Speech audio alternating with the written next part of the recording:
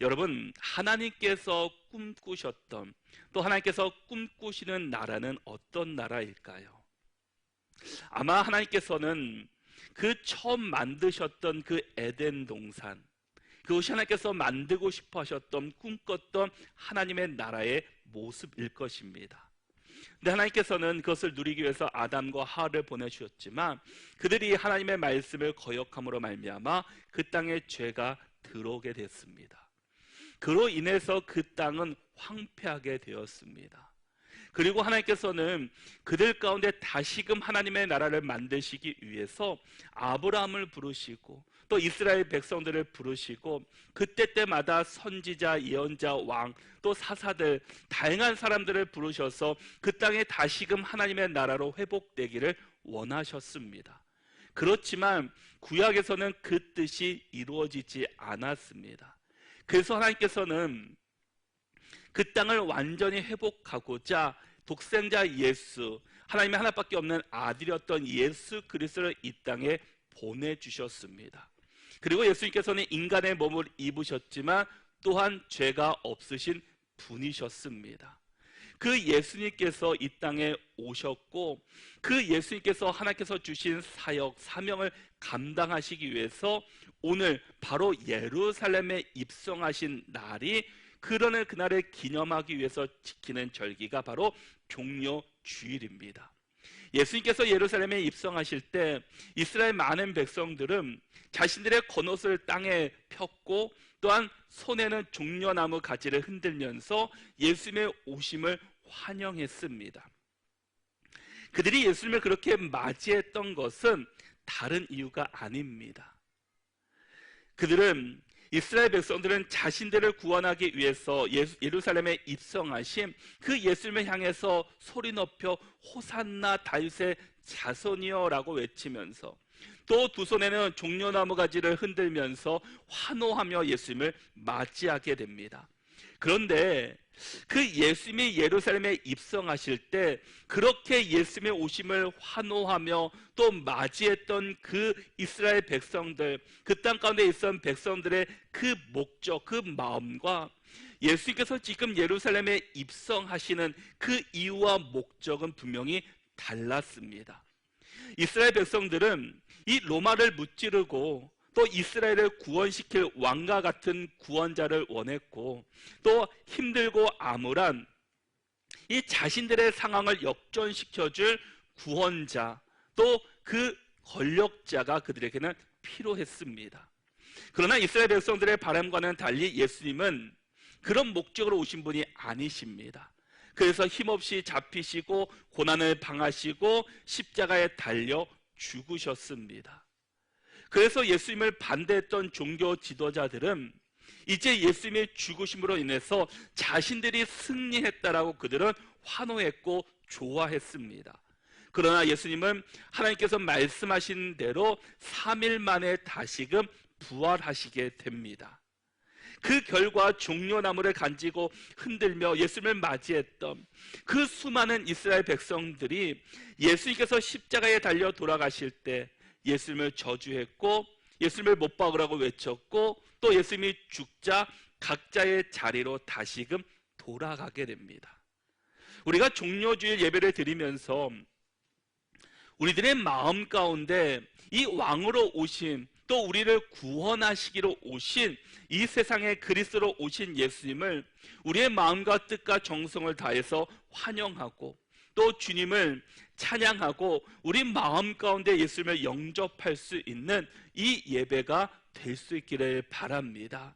이스라엘 백성과 같은 그런 마음으로 예수님을 믿는 자들이 아니라 정말 예수 그리스도 이 땅에 오신 분명한 목적, 이유, 그 복음이 무엇인지를 우리 깨달아서 정말 믿음의 길을 잘 걸어가시고 주님께서 인도하시는 그런 삶을 살아가는 저와 여러분들이 다 될 수 있기를 바랍니다. 예수님께서 예루살렘에 입성하시기 전에 몇 가지 여러 가지 사건들이 있었습니다. 특별히 마리아가 이 값비싼 향유를 예수님의 발에 부어 예수님의 발을 씻기는 사건이 있었습니다. 성경은 지극히 그 비싼 향유 곧 순전한 나드 한 근이 되는 그런 그 귀한 것을 하나님께 드렸다라고, 예수님께 드렸다라고 말씀합니다. 이 나드 한 근이 되는 이 향유의 가격은 일반 노동자가 1년 동안 받아야 될 임금의 가치입니다. 지금으로 말한다면 3천만 원 이상 되는 그 많은 금액입니다. 이 마리아가 했던 행동을 보고 이 제자들은 이에 대해서 의견이 분분했습니다. 하지만 분명한 것은 예수님의 죽음과 희생을 또한 준비하는 귀한 사건의 자리였습니다. 예수님은 마리아의 이 비싼 향유를 보시며 기뻐하신 것이 아니라 그의 순전한 마음, 그의 마음 가운데 중심이 하나님을 향한, 예수 그리스도를 향해서 드렸던 그 마음의 중심을 보시고 그 하나님께서는, 예수께서는 기뻐하셨습니다. 우리가 지금 드리는 이 예배가 정말 이 마리아가 드렸던, 예수님께 드렸던 이 순전한 마음과 같은 그런 마음으로 주 앞에 예배하는 자들이 될 수 있기를 바랍니다. 우리의 순전한 마음으로 하나님께 예배할 때 하나님께서 분명히 기뻐 받으시며 이 예배 가운데 하나님의 놀라운 은혜와 축복이 우리 가운데 임하게 될 줄로 믿습니다. 마리아의 그 행동은 예수님의 마지막 그 길을 준비하는 과정이었습니다. 우리 먼저 본문의 말씀 12절과 13절의 말씀을 우리 같이 한번 읽어보겠습니다. 함께 읽겠습니다. 그 이튿날에는 명절에 온 큰 무리가 예수께서 예루살렘으로 오신다는 것을 듣고 종려나무 가지를 가지고 맞으러 나가 외치되 호산나 찬송하리로다. 주의 이름으로 오시는 이 곧 이스라엘의 왕이시여 하더라. 아멘. 지금 이스라엘은 가장 크고 가장 그 귀한 명절이었던 유월절을 앞두고 있었습니다. 그로 인해서 이스라엘의 그 많은 그 원근각지에 있었던 사람들, 또 해에 나갔던 있었던 이스라엘 백성들이 이곳으로 이제 다 모이게 됩니다. 명절을 지키기 위함이었습니다. 죽은 지 사흘이 지난 이 나사로가 다시금 살아난 사건도 있었습니다. 그 일로 인해서 이 대제사장들과 이 서기관들, 이 종교 지도자들은 이제 예수님을 죽이고자 결의하게 됩니다. 그리고 사람들은 예수님께서 예루살렘에 오지 않으실 것이라고 그들은 생각했습니다. 하지만 예수님께서 예루살렘에 오신다는 소문이 온 이스라엘 전역에 퍼지게 됩니다. 그로 인해서 많은 사람들이 예수님의 오심을 기다리고 또 맞이하게 되었습니다. 그래서 많은 사람들이 종려나무 가지를 흔들며 열렬히 주님의 오심을 기다리고 외치게 됩니다. 이 종려나무는 이 통치자를 상징합니다. 그래서 승리라는 뜻을 가지고 있습니다. 그래서 사람들이 이 종려나무 가지를 예수님을 향해서 흔들었다는 것은 당신이 우리의 왕이십니다 라는 것을 고백하는 겁니다. 그리고 사람들은 예수님을 향해서 호산나라고 외치게 됩니다.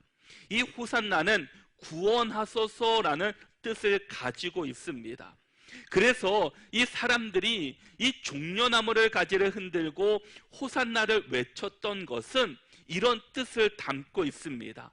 당신은 우리의 왕이시니 우리를 구원하소서라는 뜻을 담고 있습니다.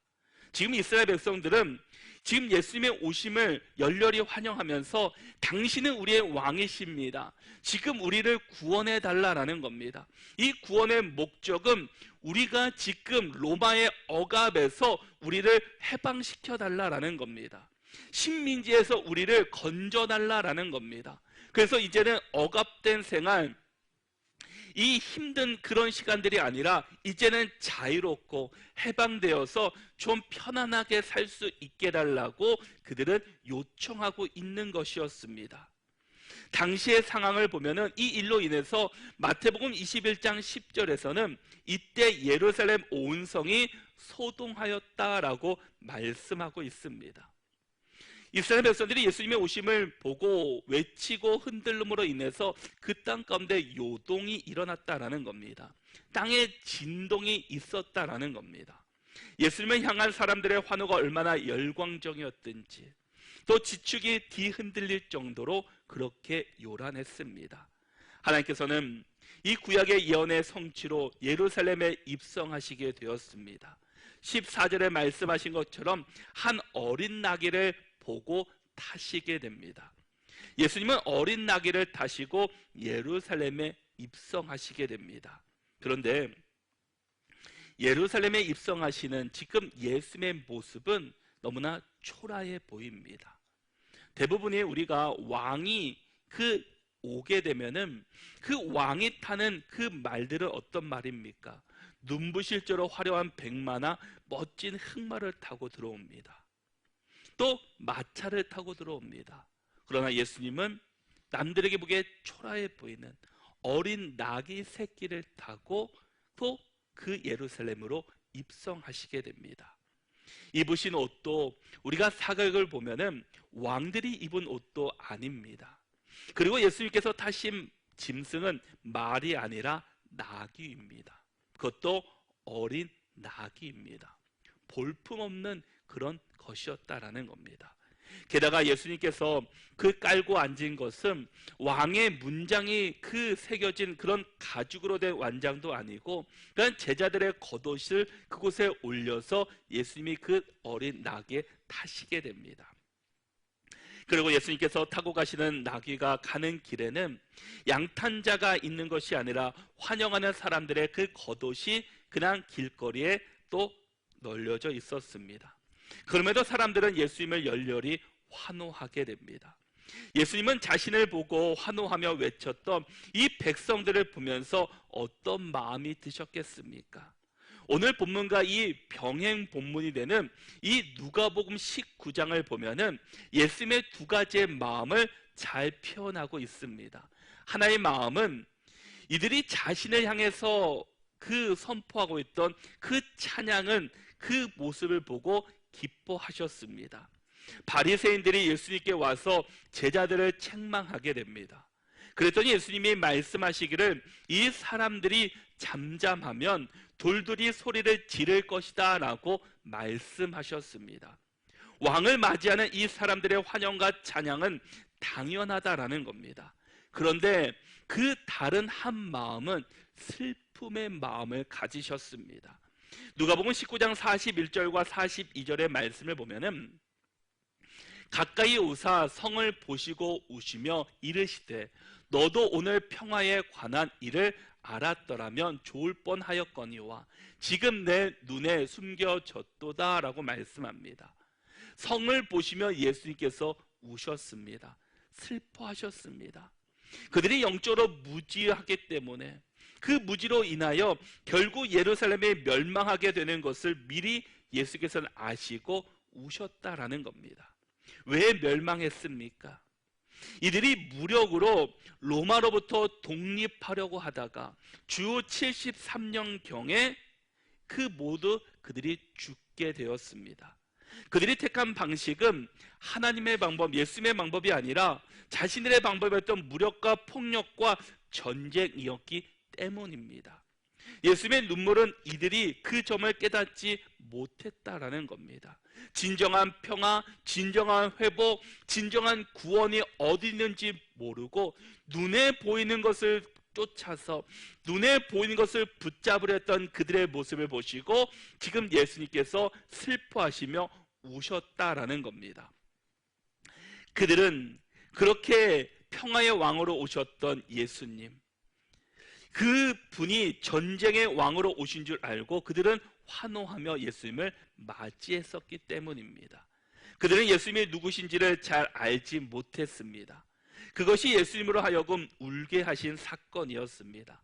그래서 누가복음 19장 44절에서도 너와 및 그 가운데 있는 내 자식들을 땅에 메어치며 돌 하나도 돌 위에 남기지 아니하리니 이는 내가 보살핌 받는 날을 알지 못함을 인함이라 라고 말씀합니다. 하나님께서 너희들을 구원하시고 너희들을 해방시켜 주심, 또 진짜 영적으로 회복시켜 주시고 자유케 해주신 그 날이 곧 있을 텐데 너희들이 그것을 알지 못했다라는 겁니다. 여러분, 우리의 진정한 회복, 진정한 자유는 영적으로부터 오는 것입니다. 우리가 세상으로 육적으로 자유한다고 해서 그것이 진정한 자유가 아닙니다. 우리가 영적으로 자유할 때 진정한 육적인 자유를 경험할 수 있게 됩니다. 그러기에 우리는 세상의 모든 사람들이 정말 육적으로 자유하기 위해서 몸부림치며 또 그것을 위해 달려갑니다.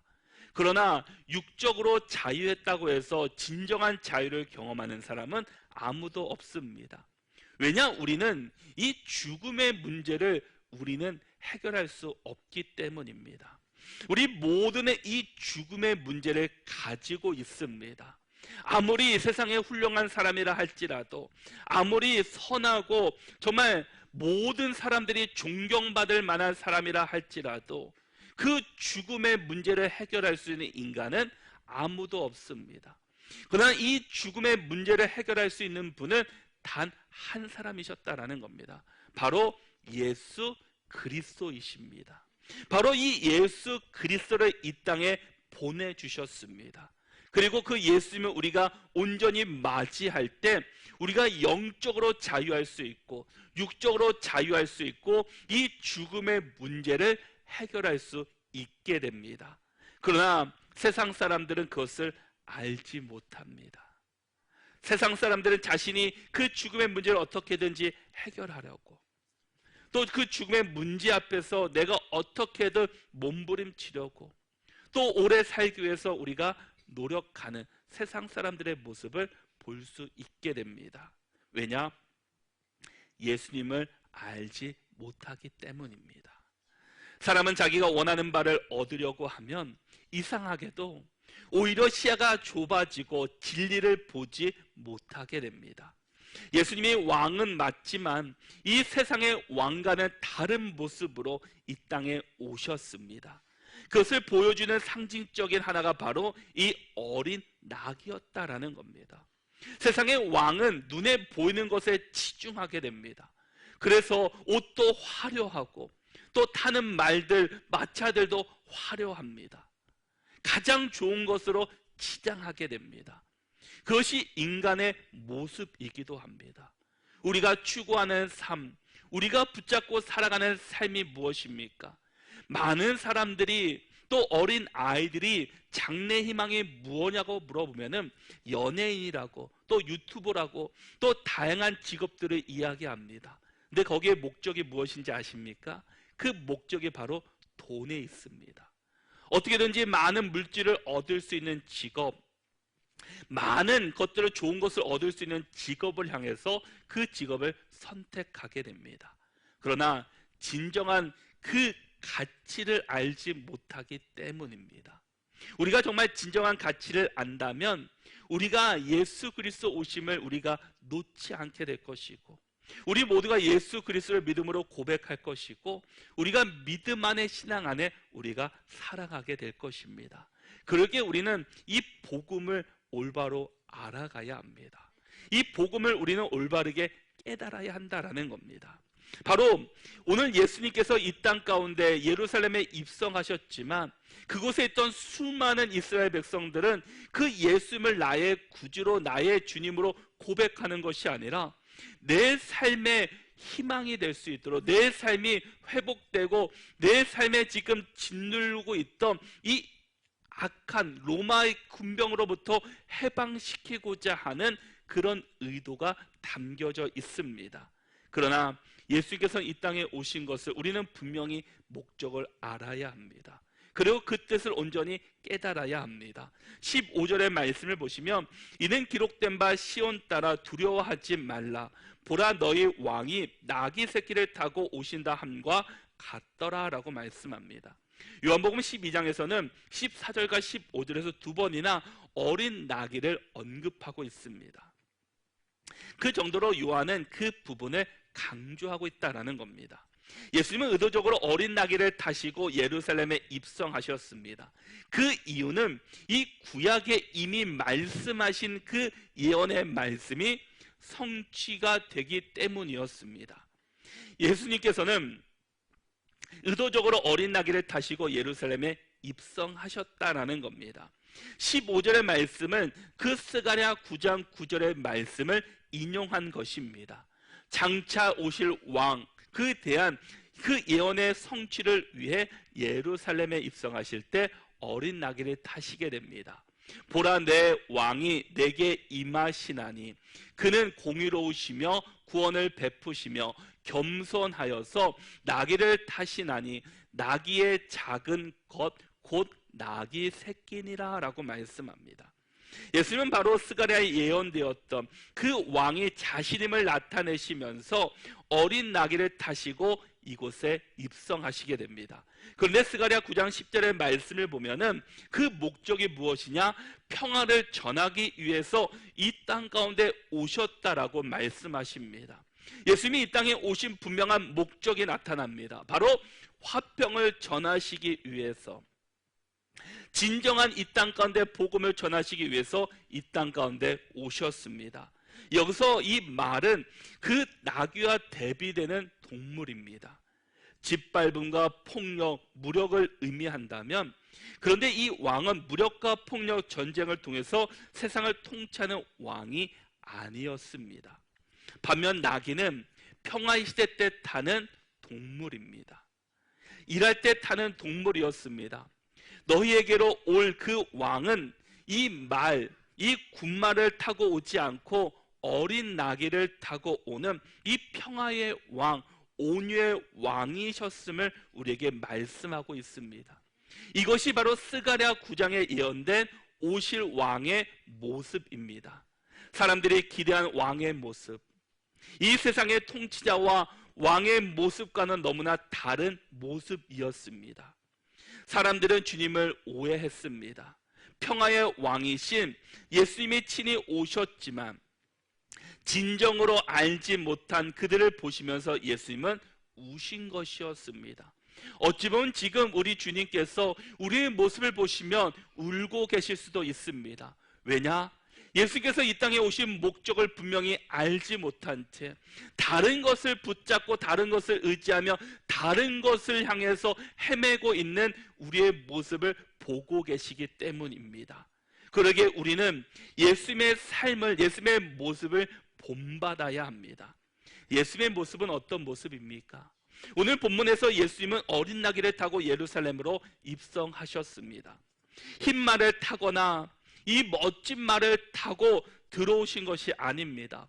얼마든지 예수님도 그 말을 타실 수 있는 분이십니다. 얼마든지 멋진 말, 화려한 말을 타고 예루살렘에 입성하실 수 있지만 예수님은 그렇게 하지 않으셨습니다. 분명한 이 땅에 오신 목적이 달랐기 때문입니다. 분명한 목적이 있는 사람은 아무리 세상이 어떠하던 간에 그 가치에 흔들리지 않습니다. 우리 그리스도인들이 세상 속에서도 흔들리지 않는 것은 우리의 가치, 우리의 믿음이 온전히 주님을 향하고 있기 때문입니다. 그래서 때로는 우리가 연약하고 세상과 다른 삶을 산다 할지라도, 세상이 우리를 핍박하고 우리를 공격한다고 할지라도 내가 이것을 놓지 않는 이유가 믿음이, 그 진정한 가치가 분명하기 때문입니다. 어떤 목사님의 자녀가 그 아버지에게 이런 얘기를 했다고 합니다. 아빠, 목사하지 않으면 안 되나요? 아버지는 너무나 충격을 받은 겁니다. 왜? 그랬더니 아빠는 돈도 못 벌고 맨날 밤 늦게 오고 우리랑 놀지도 않고 세상에서 뭐 명예도 없고, 그러니까 아빠 그냥 그만두고 다른 직업을 가지시면 안 되나요? 라는 그 아들의 이야기를 듣고 그 목사님이 큰 충격을 받았다고 합니다. 여러분, 세상의 목적을 가지고서는 우리가 신앙생활을 할 수 있고 또 성직자의 길, 또 믿음의 길을 걸어갈 수는 없습니다. 그러나 분명한 것은 우리에게는 그 가치가 분명하기 때문에, 분명한 복음의 가치가 있기 때문에 세상에서 보기에는 보잘것없어 보이지만 세상 가장 값진 일이고 가장 귀한 일입니다. 자녀가 그 목사님에 대해서 어떻게 바라볼지 모르지만 목사로서 또 성직자로서 이 길을 간다는 것은 너무나 복된 일이고 늘 저는 감사하게 여기게 됩니다.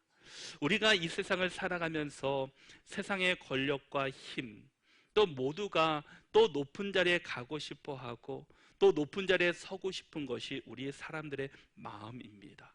그래서 여러 가지 일들을 합니다. 그렇다고 그것이 나쁘다는 말은 결코 아닙니다.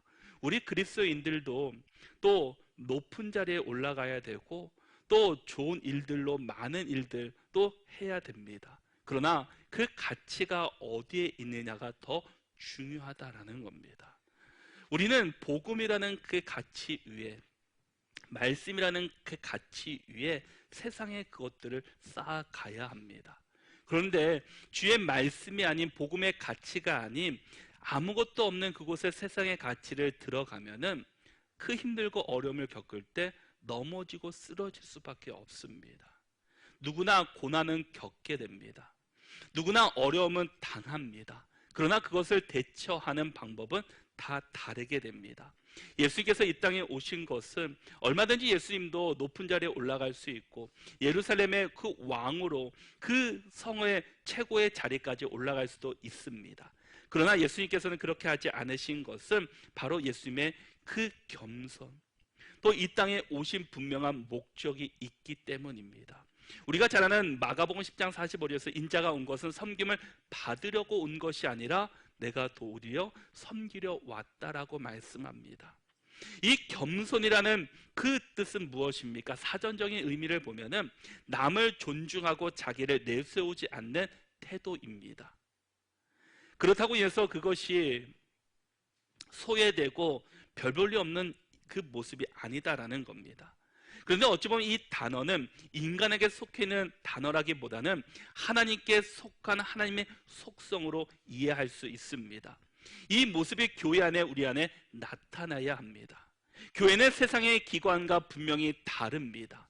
교회는 서로 섬겨주고 서로 존중하고 서로 세워주는 곳이 되어야 합니다. 세상은 이해관계로 인해서 맺어진 기관들입니다. 서로 싸우거나 서로 얽히면 서로 보지 않으면 됩니다. 그러나 교회는 그런 곳이 아닙니다. 주 예수 그리스도 안에서 복음 안에서 세워진 교회입니다. 그러기에 교회 안에서 이 세상의 방법을 배워야 되고 교회 안에서 하나님의 말씀을 잘 배워서 세상 가운데로 우리가 나가야 합니다. 바로 우리 안에 겸손의 그 모습이 담겨져 있어야 합니다.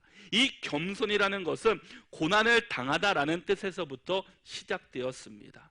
예수님은 고난의 길을 걸어가셨습니다. 고난 가운데서도 겸손하셨고 하나님의 뜻에 순종하셨습니다. 스스로 낮아지신 모습이었습니다.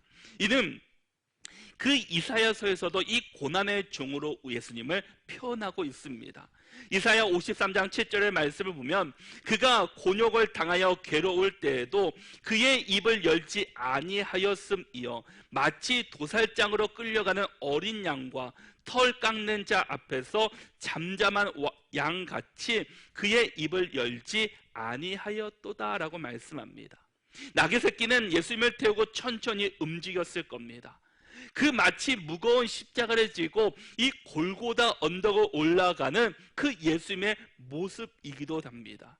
진리의 길은 외로울 뿐만 아니라 고난 가운데서도 순종하는 길입니다.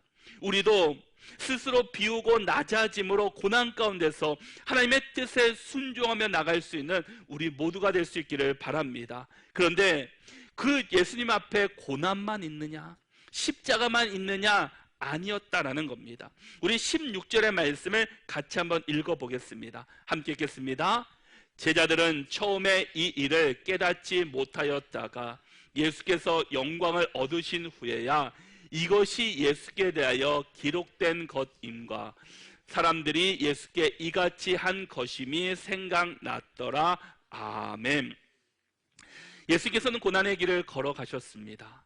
마지막까지 순종하며 하나님의 뜻을 이루셨습니다. 분명히 우리도 이 길을 걸어가야 합니다. 그런데 예수님을 따르던 제자들은 처음에는 이 일을 깨닫지 못했다라는 겁니다. 예수께서 예루살렘에 입성하신 거, 그 제자들도 그 모두가 예루살렘에 그 왕으로 오실 줄 알았습니다. 그래서 제자들도 누가 어느 자리에 앉아 있을 것인지, 누가 더 예수님 그 곁에 앉아 있을지에 대해서 싸우기도 했습니다. 그런데 예수님께서는 그 일을 위해서 오신 것이 아닙니다. 그러나 후에는 그 영광 가운데 있었다라고 말씀합니다. 예수님은 죽으심으로 다시금 3일 만에 부활하셨습니다. 이 부활은 십자가가 있기 때문에 부활이 가능한 것입니다. 예수님이 십자가에서 죽지 않으셨다라면 부활의 그 은혜도 경험하지 못했을 겁니다. 그리고 우리도 구원의 은혜를 경험하지 못했을 겁니다. 바로 이 십자가의 고난과 환난과 어려움이 있기 때문에 그 영광의 자리가 있었다라는 겁니다. 우리가 믿음 생활하는 거, 우리가 신앙 생활하는 거 편안하려고 하는 것이 아닙니다. 우리가 예수님의 그 길을 걸어가고자 우리가 이 자리에 나오고 우리의 삶 속에서 그 신앙의 길을 걸어가는 것입니다.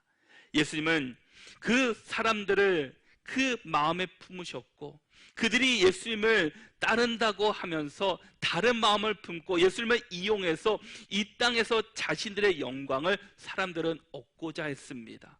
그리고 고난의 길을 가는 사람들을 오히려 비난했습니다.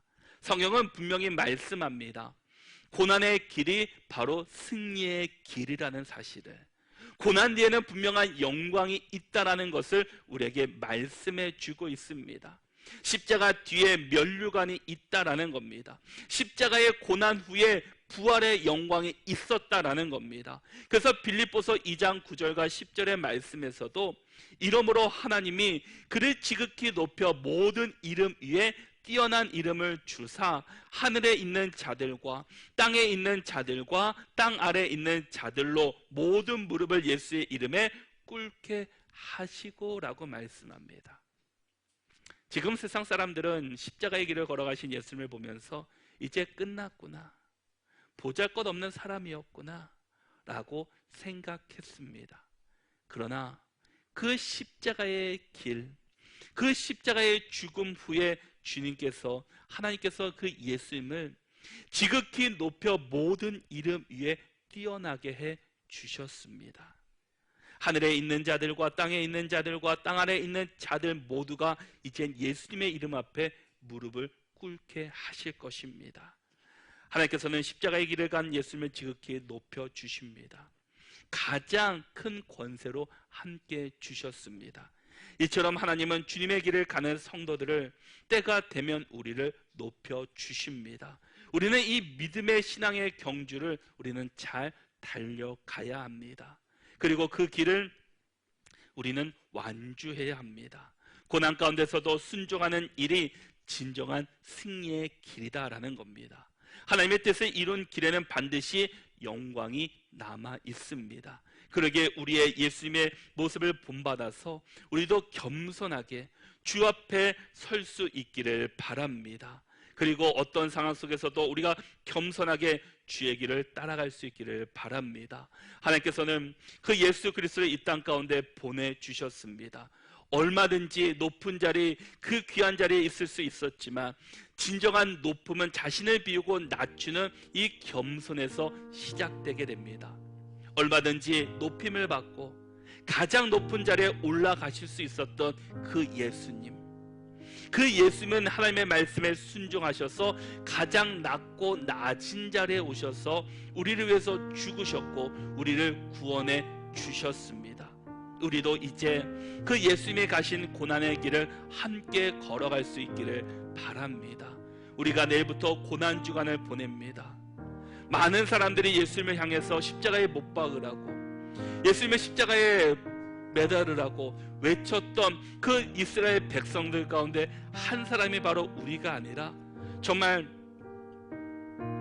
예수님의 오심을 기억하며 또 예수님이 나의 주인 되시고 나의 구원자가 되셨다는 그 사실을 기억하며 정말 우리도 그 예수님을 못 박으러 외쳤던, 그들을 위해서 기도하셨던 그 예수님의 모습을 닮아가며 우리도 주변에 예수님을 알지 못하는 자들을 위해서 우리가 그들을 위해서 기도할 수 있기를 바랍니다.